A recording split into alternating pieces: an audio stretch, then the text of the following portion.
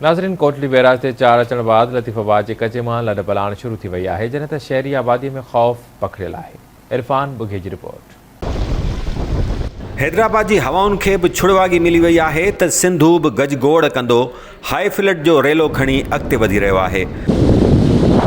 दुनिया अंदर शींह दरिया तौर सुञाणप रखंदड़ सिंधु पंहिंजे जोबन में आहे। सिंध वासियुनि जो साह सिंधु दरिया माण्हुनि खे ख़ौफ़ में मुब्तला करे रहियो आहे। कश्मीर ज़िले जे ॻोठ याकूब सूमरो खां सिजावल ताईं सिंधु दरिया कचे अंदर पंहिंजे रस्ते में ईंदड़ हज़ारे ॻोठ ॿोड़े तेज़ीअ सां अॻिते वधी रहियो आहे। हैदराबाद ज़िले जे तालके लतीफ़ाबाद जी देह गिद्दूमल जे कचे में नाहेचाणी, दड़ीम्याण, बच्चल ख़ान, फज़ुल ख़ान ऐं मेजर ख़ान समेत ॿियनि ॻोठनि जा रहवासी पंहिंजनि घरनि मां लॾ पलाण करे चुका आहिनि।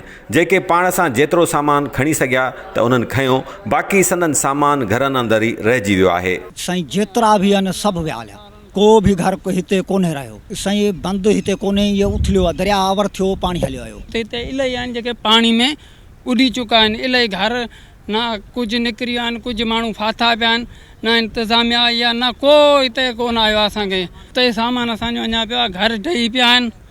इलाही जेके आहिनि अञा माण्हू फाथा पिया आहिनि। वेहण लाइ असां वटि जॻह न आहे, टेंट न आहे, न खाइण पीअण लाइ राशन आहे, कुझु बि न आहे।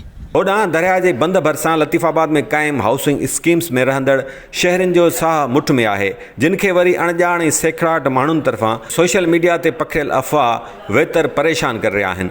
ख़ासि तौर आधी राति जो सोशल मीडिया ते दरिया जी सूरतहाल बाबति ओचितो ईंदड़ कूड़ियूं ख़बरूं संदन निंडूं फिटाए छॾीनि थियूं। मेरे लिए और ये बिस्मिल्लाह एक्सटेंशन, बिस्मिल्लाह सिटी सब एक साथ है, सब ये डूबेंगे बंद के साथ। ये जितना भी एरिया लग रहा है सब डूबता चले जाएगा। पहले ही पानी जो है ना लतीफ़ाबाद के अंदर भरा हुआ है, हमारे एरियो में भरा हुआ है। अगर ये पानी उधर आ जाता है तो फिर तो लोग डूब जाएंगे। इंतज़ामात नहीं है कि किस तरीके से लोगों को बचाया जाएगा, किस तरीके से ना लोगों को आगे पीछे किया जाए।